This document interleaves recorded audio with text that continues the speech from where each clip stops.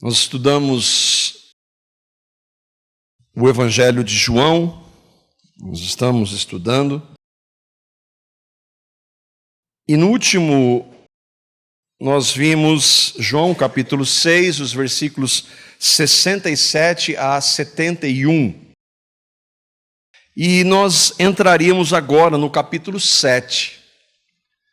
Mas nas minhas devocionais, no tempo que eu estou lendo a palavra, eu estou lendo Deuteronômio e o Evangelho de João. Eu gosto de poder intercalar um livro do Velho, um do Novo, e lendo aos poucos, meditando. E eu estou lendo eu li o capítulo 8 do Evangelho de João. E eu creio que o Senhor falou comigo, como o Flávio disse, ele fala pela palavra dele. Então eu gostaria nós continuamos estudando expositivamente o Evangelho, mas eu gostaria que nós pudéssemos ler hoje e meditar nesta porção do Evangelho, capítulo 8, os versículos de 1 a 11. É um texto bastante conhecido e algumas vezes distorcido. Eu gostaria que nós pensássemos um pouco sobre ele e que o Senhor fale por meio da sua palavra. Eu vou projetar os textos, você pode acompanhar na sua Bíblia, que é sempre bom. Jesus, porém, foi para o Monte das Oliveiras. Ao amanhecer, ele apareceu novamente no templo, onde todo o povo se reuniu ao seu redor. E ele se assentou para ensiná-lo. Os escribas e os fariseus trouxeram-lhe uma mulher surpreendida em adultério. Fizeram-na ficar em pé diante de todos e disseram a Jesus: Mestre, esta mulher foi surpreendida em ato de adultério. Na lei, Moisés nos ordena apedrejar tais mulheres. E você, o que diz? Eles estavam usando essa pergunta como armadilha, a fim de terem uma base para acusá-lo. Mas Jesus inclinou-se e começou a escrever no chão com o dedo. Visto que continuavam a interrogá-lo, ele se levantou e lhes disse: Se algum de vocês estiver sem pecado, seja o primeiro a atirar a pedra nela. Inclinou-se novamente e continuou escrevendo no chão. Os que o ouviram foram saindo um de cada vez, começando com os mais velhos. Jesus ficou só com a mulher em pé diante dele. Então Jesus pôs-se de pé e perguntou-lhe: Mulher, onde eles estão? Ninguém a condenou? Ninguém, Senhor, disse ela. Declarou Jesus: Eu também não a condeno. Agora vá e abandone a sua vida de pecado. Diante dessa passagem, eu gostaria que nós meditássemos daí a reflexão: quem não tem pecado? Os versículos 1 e 2 diz assim: Jesus, porém, foi para o Monte das Oliveiras. Ao amanhecer, ele apareceu novamente no templo, onde todo o povo se reuniu ao seu redor, e ele se assentou para ensiná-lo. Isso é algo que eu sempre, quando vejo nos evangelhos, me arrebenta. Jesus é Deus. Ele nunca deixou de ser Deus. Ele e o Pai e o Espírito são um Deus. Comunhão eterna, relacionamento eterno, perfeito. Mas a gente vê aqui que esse Deus encarnado vai para o Monte das Oliveiras, passa a noite lá para falar com o Pai. Ele não precisava disso. E aí eu olho para mim. Se Deus encarnado Se o Deus Filho, Deus pleno, como Pai, como Espírito, comunhão eterna e plena, durante a eternidade, que a gente não consegue entender, ele se retirava para orar. Como é que eu, um pecador finito, não tenho esse tempo com ele? Como é que eu não posso ter esse tempo com ele? Como é que eu não posso entender que esta é uma característica para cada um daqueles que creem? Para mim, se eu creio, tempo com ele, relacionamento com ele. Jesus fazia isso regularmente, e o Monte das Oliveiras era o local preferido. Ficava mais ou menos 1,5 km de Jerusalém, do centro de Jerusalém, e ele ia para o Monte das Oliveiras para orar, para falar com o Pai. Foi lá que ele vai orar, naquele momento mais difícil para ele, antes de ir para a cruz. E é interessante que o texto diz que Jesus foi para o Monte das Oliveiras, a gente vê um pouquinho no verso anterior, que ele estava diante da multidão, e vai para o Monte das Oliveiras orar, e de manhã, ou seja, então ele passou o tempo à noite em oração. Ele fazia isso várias vezes. Ao amanhecer, indica que ele esteve orando durante a noite. E ele então vai para o principal ministério dele, Jesus, que era o quê? Falar dele. Falar, eu sou. Eu sou o caminho, eu sou a verdade, eu sou a vida. Ninguém vem ao Pai se não for por mim. Eu sou. Jesus, então, se assenta, talvez na escadaria que havia ali no átrio externo ao templo, o povo vai para ouvi-lo. Nós vimos que, nos textos anteriores, que na Galileia, muitos abandonaram, nós vimos isso recentemente, muitos abandonaram o Senhor. A multidão abandonou. E aqui, Jesus agora está na Judéia, em Jerusalém, ele está em outro estado de Israel. E ali então, o povo ainda está ouvindo. Mas esse povo mais tarde vai gritar, crucifica-o. Ainda assim, Jesus os ensina, traz o ensinamento dele. Não de um conjunto de regras, mas dele.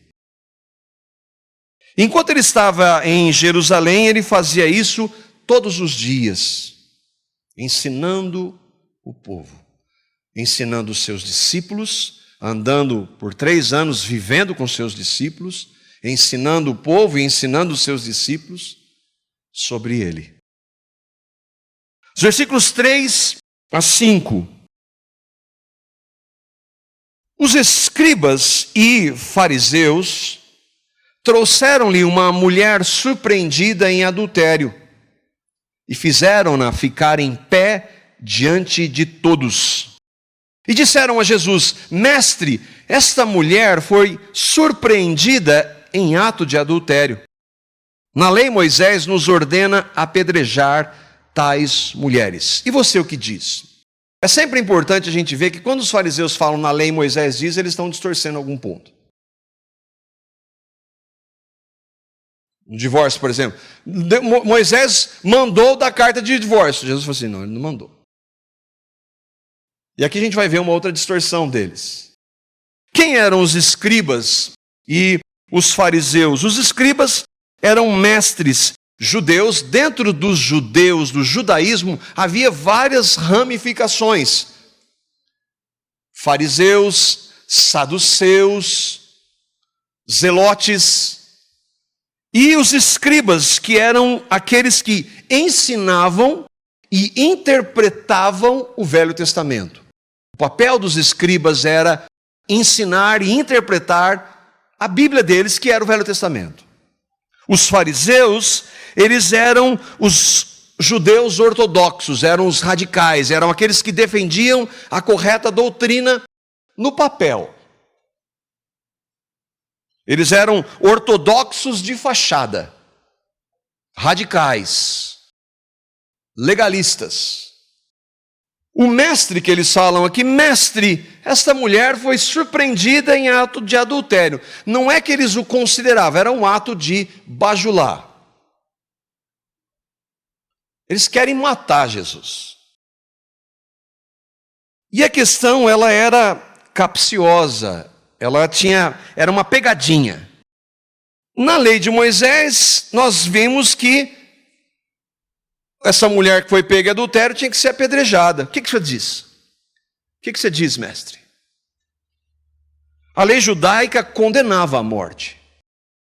Mas o Império Romano não permitia isso, porque Israel estava sob o domínio do Império Romano. E aí então Jesus estava numa situação ali.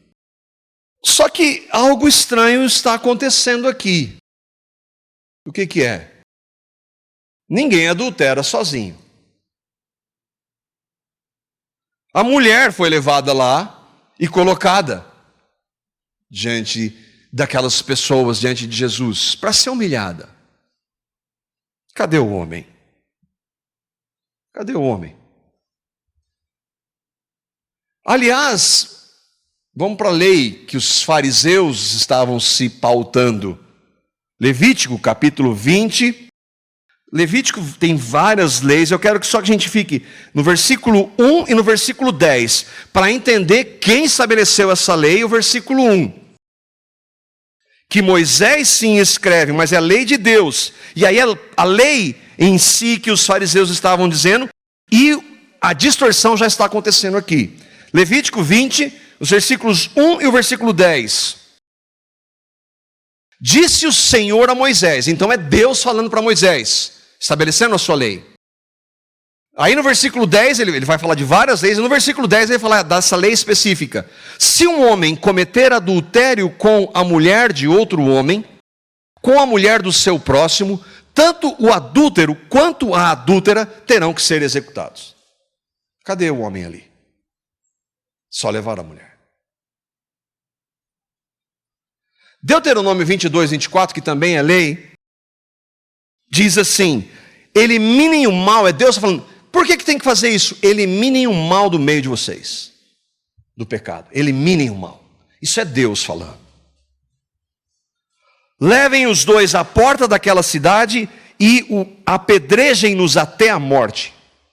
Deuteronômio está dizendo, lei de Deus. Isso é para a gente entender a gravidade do pecado, seja ele qual for, porque pecado é sempre contra Deus. Se é lei de Deus, é lei de Jesus. Jesus é Deus. Nós vamos ver isso um pouquinho à frente.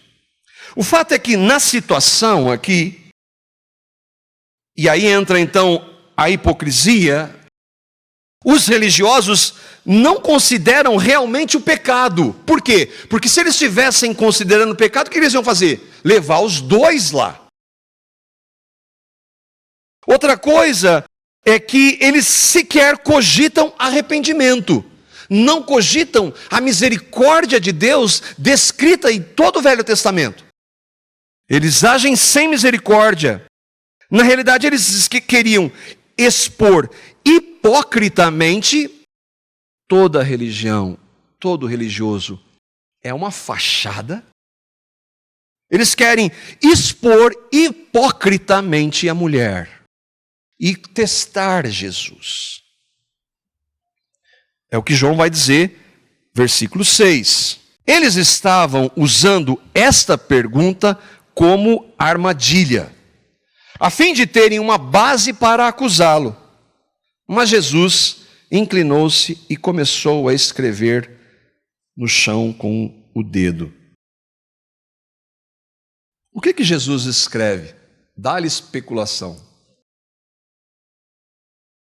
Até Agostinho diz que, eu trouxe aqui a citação, né, gente? Agostinho cria que dessa forma se realçava a distinção entre lei e o evangelho, porque Cristo não escreveu em tábuas de pedra, mas num homem que é o pó da terra. Uau, que coisa linda, mas não está isso no texto. Tem sentido, mas o texto não diz isso.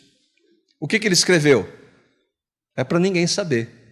Então, se você ouvir algum pastor tendo a revelação do que Jesus estava escrevendo, ninguém sabe o que ele estava escrevendo.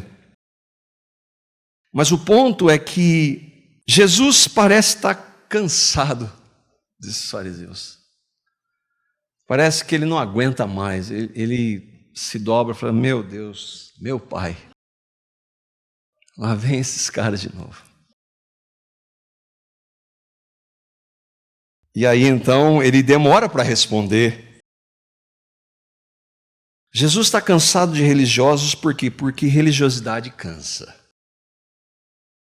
Se tem algo que um homem inventou e que serve de jogar peso nas costas dos outros, é religião. É insuportável. É insuportável ouvir religiosos. É insuportável conviver com religiosos. Religião é fardo. Lembra que eu estou falando, quando falando de religião, regras que são colocadas para no sentido de obedecer e agradar a Deus. Religiosidade é sempre acusadora e hipócrita. Religiosidade é sempre acusadora e hipócrita. Hipócrita é fachada. Religiosidade nunca é misericordiosa e graciosa. Mas Jesus é sempre. Jesus é sensacional. Os versículos 7 e 8. Visto que continuavam a interrogá-lo, lembra, ele está escrevendo? Ele se levantou e lhes disse: se algum de vocês estiver sem pecado, seja o primeiro a tirar a pedra nela. E aí ele voltou a escrever. Jesus não disse: se algum de vocês estiver sem o pecado do adultério. Ele disse: se algum de vocês estiver sem pecado. Como eles continuam a... É que não dá para falar encher, né? Porque Jesus, cheio do Espírito Santo, ele tem paciência e longanimidade plena. Se bem que há um momento que ele chega chutando tudo por causa dos religiosos também. Eles pensam: agora pegamos esse falso profeta. Agora a gente pegou. Aí Jesus diz assim: quem dentre vocês aí, inclusive vocês estão me ouvindo, não comete um pecado, você pode tacar a pedra nela. As duas tentativas de pegar Jesus, se ele fala que é apedrejar o império, eles poderiam acusá-lo diante do império, está mandando desobedecer. E a lei de Moisés, ele fecha os dois, não tem resposta.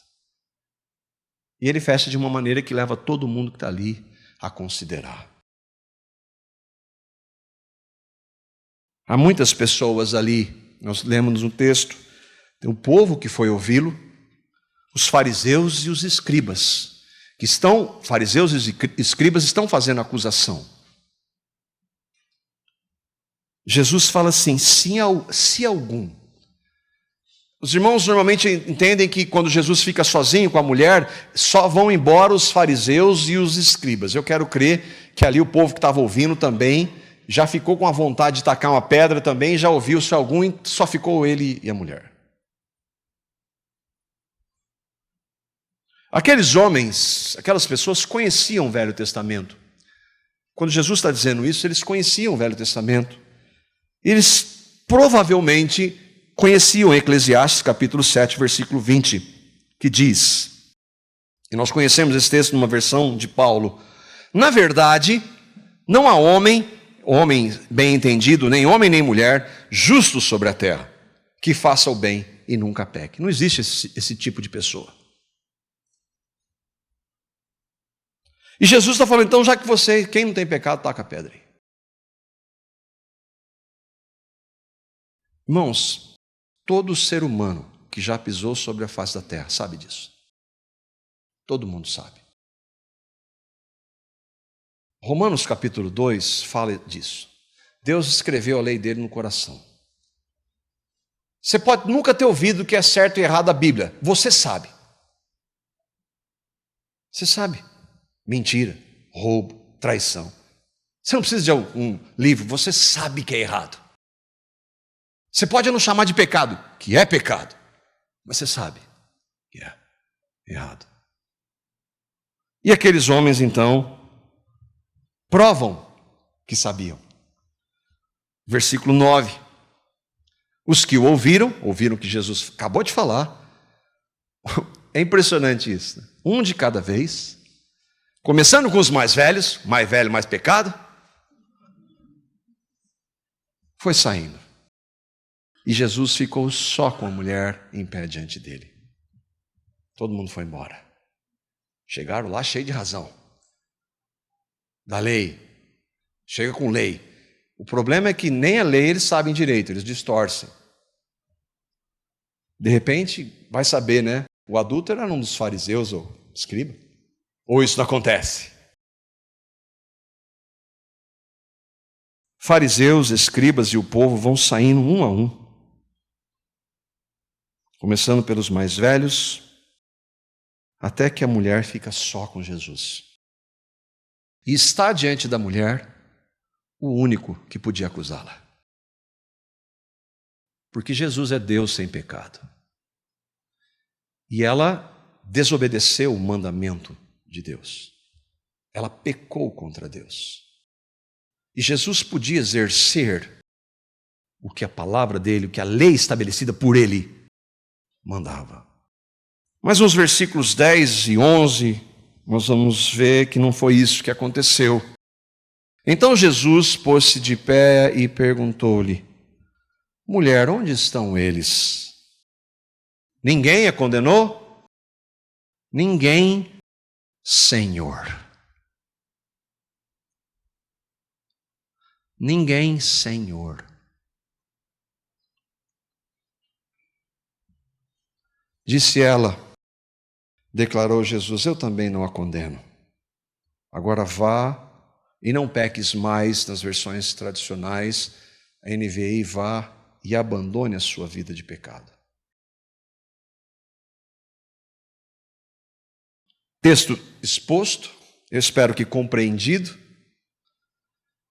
Os termos explicados, explicamos alguns termos, o que eles significam. Uma análise momentânea da história. O que a gente aprende e aplica disso? Porque é isso que a gente precisa entender. É a palavra de Deus, o que ela tem a ver comigo e com você hoje? E eu queria ver 4 pontos disso.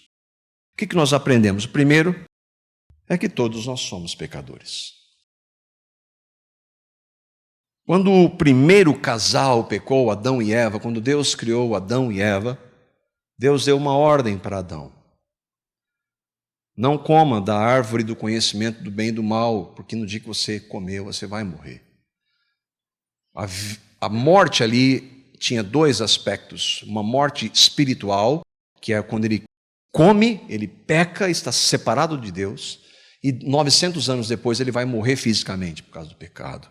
Adão e Eva pecam, e os filhos de Adão e Eva nascem em pecado, e eu e vocês, que somos netos de Adão e Eva, nascemos em pecado. Somos pecadores desde que nascemos. O pecado entrou no nosso meio, por isso que o mundo está do jeito que está. A explicação por que o mundo é um caos, por nossa causa, por causa do pecado. E o texto de Romanos 5,12, ele é um dos textos que mostra isso de maneira clara, diz: da mesma forma como o pecado entrou no mundo por um homem, e pelo pecado a morte, assim também a morte veio a todos os homens, porque todos pecaram. Lembra? Homens aí, homens e mulheres, todo ser humano. Todos nós nascemos em pecado, por isso que esse mundo está um caos. Por isso que remediar não vai mudar nada, precisa tratar o coração, e tratar o coração só Deus faz. Educação não pode, psicologia não pode. Melhorar a condição social, nada disso muda. Nós temos países que têm tudo isso, e a depravação lá não dá nem para falar. O homem é maculado pelo pecado, ele nasce em pecado, ele vive em pecado. É por causa da natureza de pecado que nós cometemos pecados. Nós temos uma natureza propensa para o mal, para o pecado. Nascemos assim, não existe nenhum bom. E então o mundo está nesse jeito, todo ser humano, em todas as épocas, não importa onde ele tenha nascido, que contexto, se nasceu num lar evangélico, nasce pecador. Por isso que nós cometemos pecados. Mas o que são pecados? É importante a gente frisar, especialmente hoje. O que são pecados? E há duas listas claras de pecados. Primeiro em Coríntios 6, 9 a 10, Apocalipse 21, 8. Diz assim: vocês não sabem que os perversos não herdarão o reino de Deus? Não se deixem enganar, nem imorais, nem idólatras, nem adúlteros, nem homossexuais, nem ladrões, nem avarentos, nem alcoólatras, nem caluniadores, nem trapaceiros herdarão o reino de Deus. Todos esses em destaque são pecados. Pecados contra Deus. Apocalipse 21, 8 diz: mas os covardes, os incrédulos, os depravados, os assassinos, os que cometem imoralidade sexual, os que praticam feitiçaria, os idólatras e todos os mentirosos, o lugar deles será no lago de fogo que arde com enxofre. Esta é a segunda morte. Todo mundo aqui nessa sala incorre em alguns desses pecados. Nasce pecador, comete muitas, mas muitas vezes alguns desses pecados. Eu e vocês. Não é o meio que faz a gente ser mal. Somos nós que fazemos o meio ser o que é. Pessoas que vivem nessas práticas, que vivem fazendo isso constantemente, sem terem crido em Cristo e sem se arrependerem de seus pecados, vivem, ouvem sobre isso, continuam fazendo, não estão nem aí para quem quer que seja, para a palavra de Deus.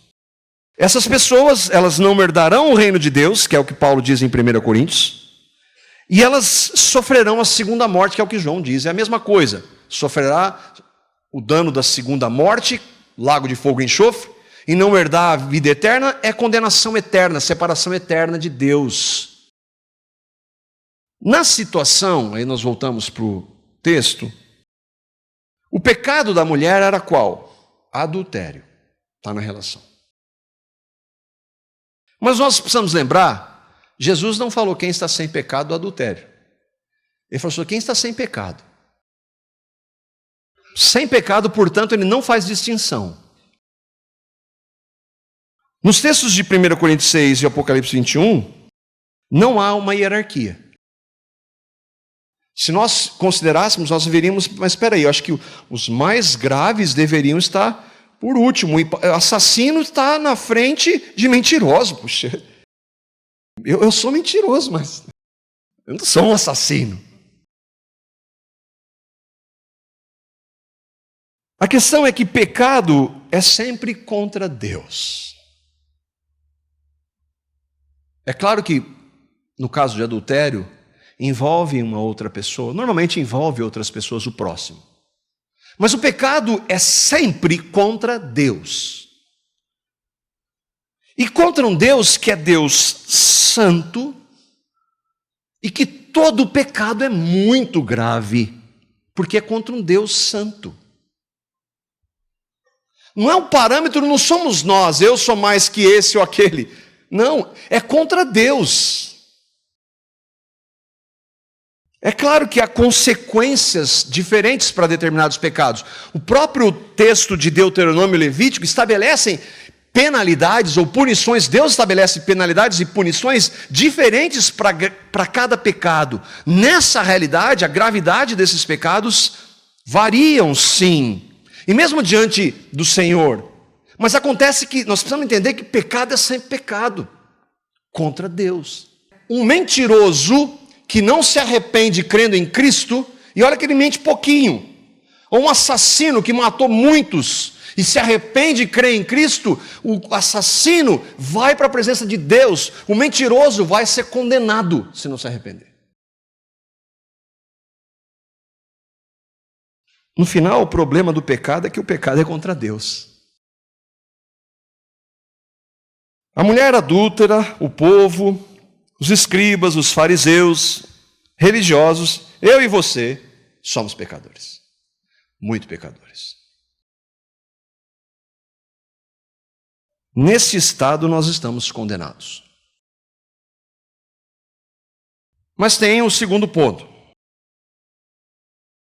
Do texto a gente vê, religiosidade hipócrita nunca vai resolver esse problema.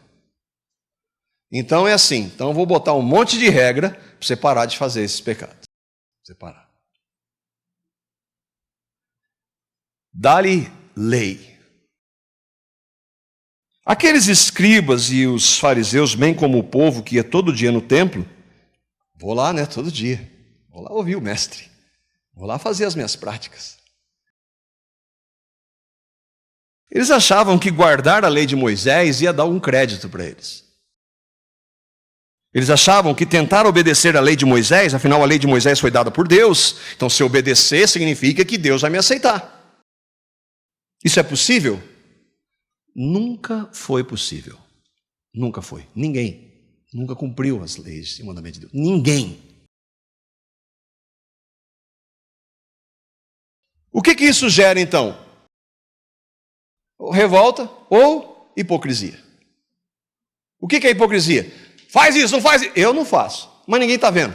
Até o dia que a casa cai. Enquanto ninguém está vendo, eu dou lei. Eu sou melhor, eu ponho regra em você. Você vai, faz, tem que obedecer. Agora, a minha esposa me conhece.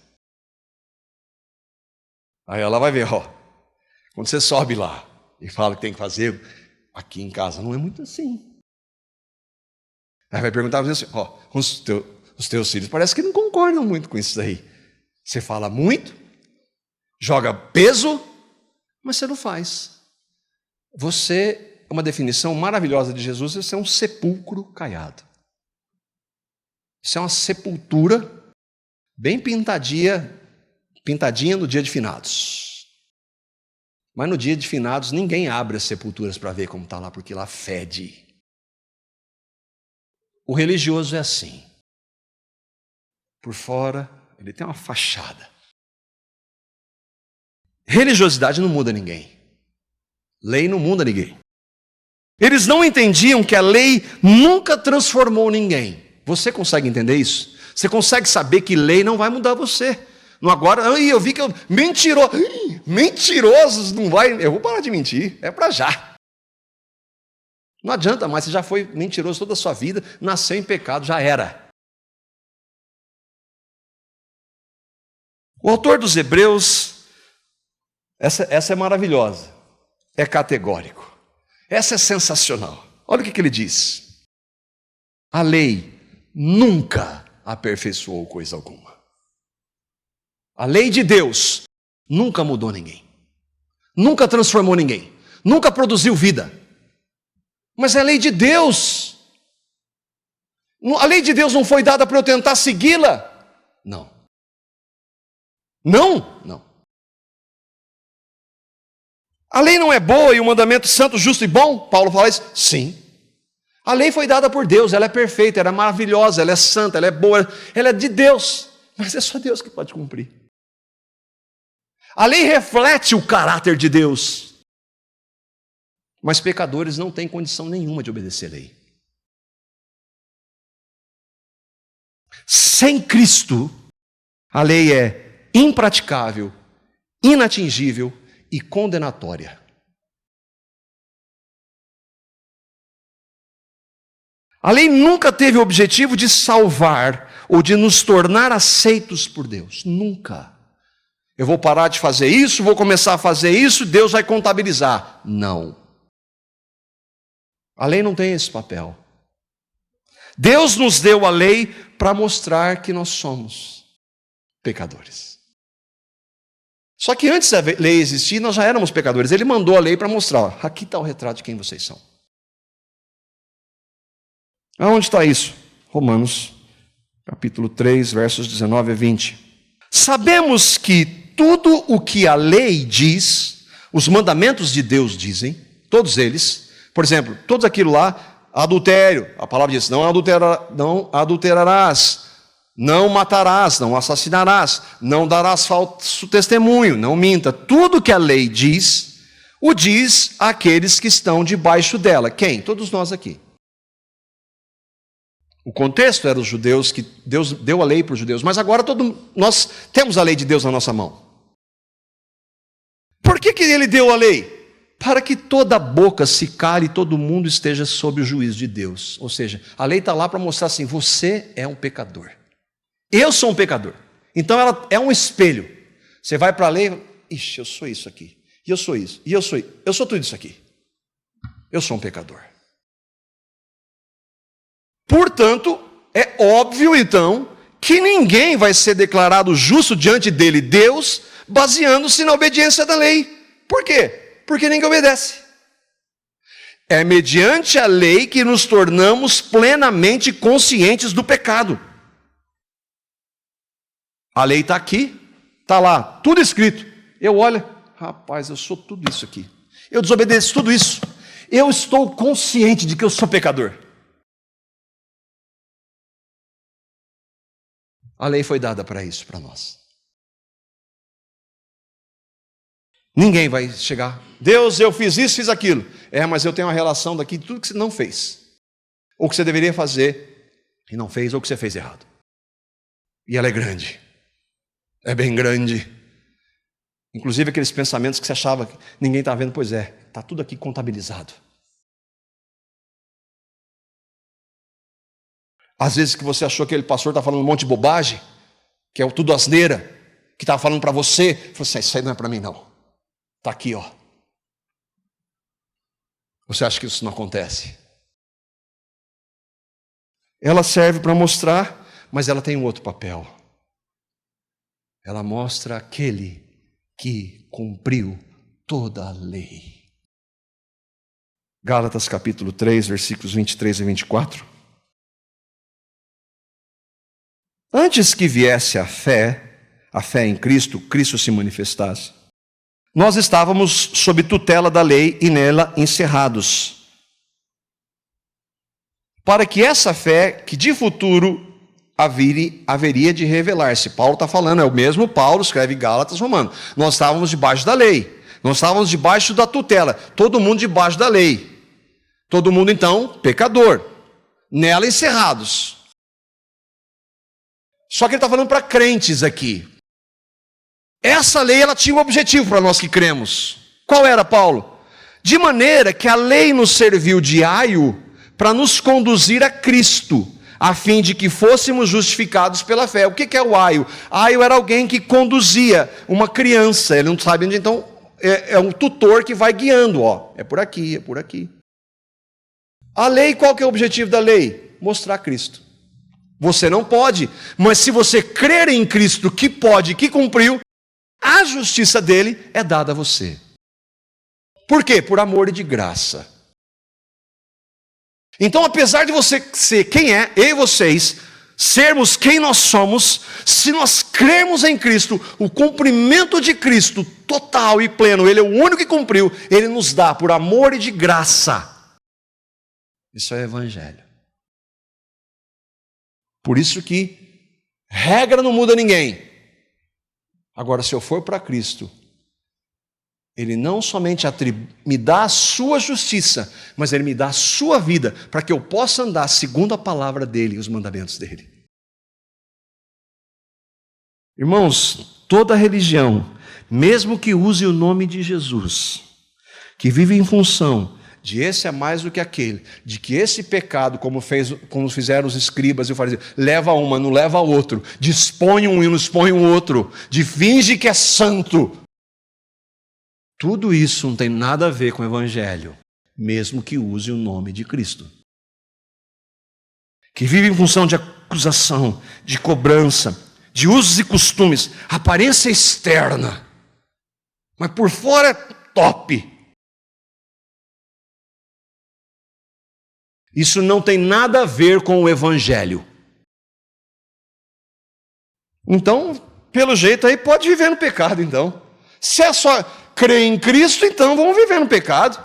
É só dizer que eu creio em Cristo, Que eu creio na graça, que eu creio em Jesus, então vou viver no pecado, vou adulterar, vou mentir, vou roubar. É isso? Terceiro ponto do texto. Pecado é sempre pecado diante de Deus. A gravidade do pecado continua sendo grave.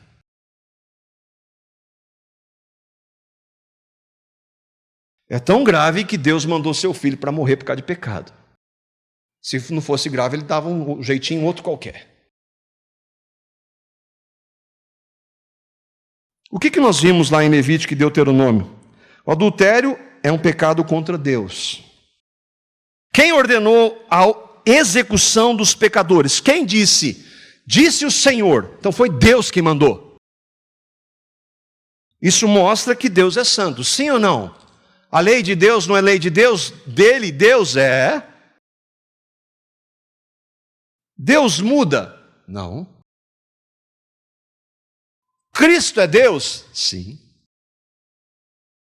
Ué, mas ele não mudou? Ele não está mudando com a mulher daqui? Ele não está mudando com a mulher? Não era para apedrejar? Jesus não declarou para ela, vai e abandone a sua vida de pecado. Ele não está dizendo que ela podia viver naquele jeito. O que aconteceu? E aí eu creio, a mulher quando chama Cristo de Senhor, mostra arrependimento. Quem fez isso também? Paulo. Estava indo matar cristão, quando ele vê Jesus, ele fala, Senhor.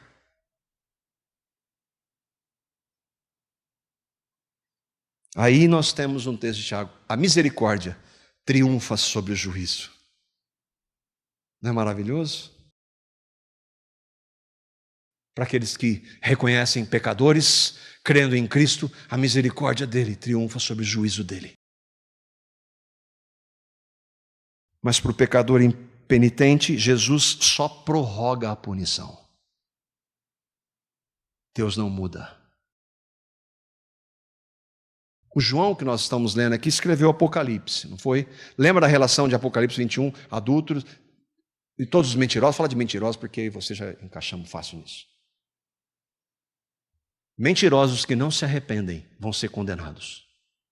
Quem escreveu Apocalipse? João. Quem falou para João escrever o que ele escreveu?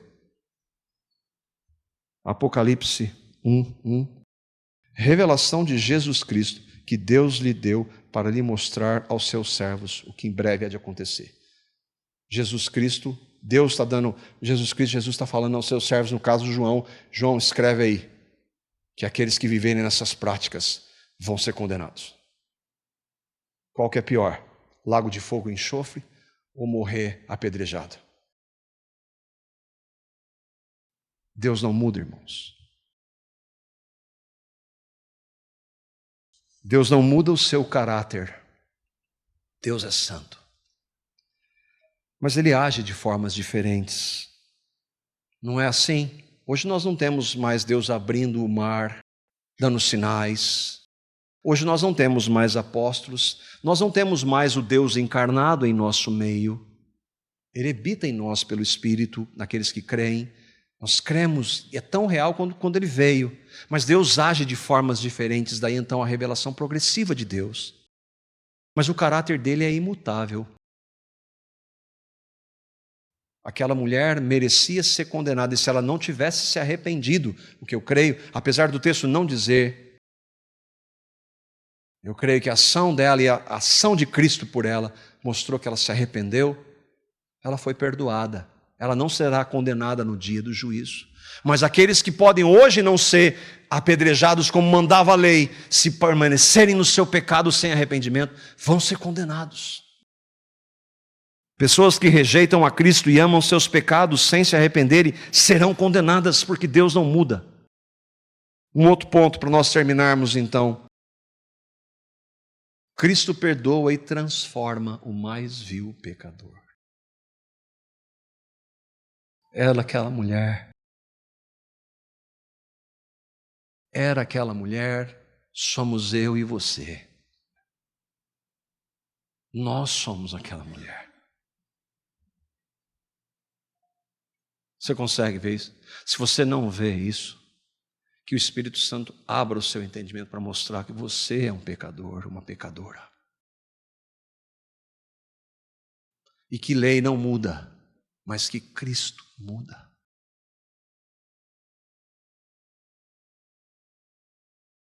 Não importa o tamanho do seu pecado. Não importa quantas vezes você tenha pecado.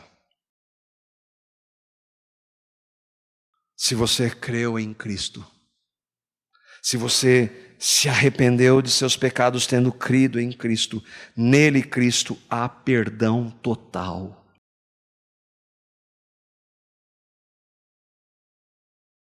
Por amor e de graça. Não importa o que você e eu tenhamos feito. Se nós entregarmos a nossa vida a Cristo, Ele nos perdoa. E não somente nos perdoa, mas Ele nos transforma.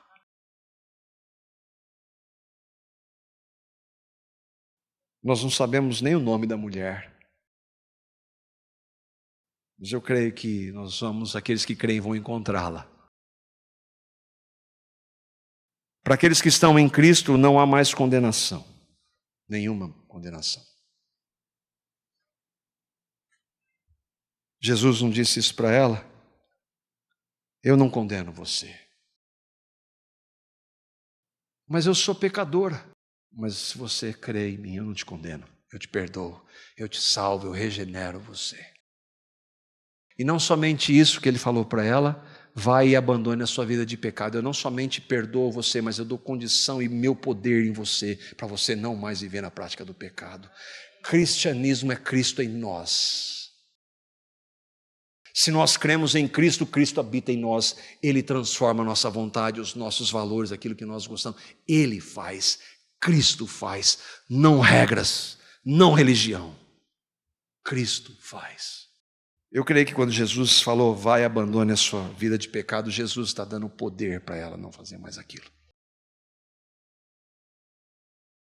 E se eu e você cremos em Cristo, ainda que pequemos, nele reside o poder para que nós não mais pequemos. E se eu pecar? Se eu pecar, ele disse para mim, não te condeno. Não há mais condenação. Cristo não somente nos perdoa, mas Ele vem fazer morada naqueles que o recebem. E Ele concede àqueles que o recebem o poder do Evangelho sobre o pecado. Nós não cantamos aqui? Para o pecado não vivo mais. Eu sou livre em Cristo. Você crê nisso? Você crê no Evangelho? O que é o Evangelho que Cristo fez? Quando nós cremos no Evangelho, como nós respondemos à ação do Espírito que gera vida em nós, nós nos arrependemos. Nós nos entristecemos por causa dos nossos pecados, porque os nossos pecados são contra o Deus Santo. Mas se nós nos arrependemos, Ele nos perdoa de todos eles. O sangue de Cristo nos purifica de todos os nossos pecados. E não somente isso, Ele nos dá uma nova vida, uma vida que nos capacita a viver para a glória dEle. Nós somos como aquela mulher. Você consegue ver isso? Eu e vocês somos pecadores. Mas se nós temos em Cristo, cremos nele, Ele não mais nos condena. Ele agora nos capacita a abandonar qualquer prática de pecado para a glória dEle.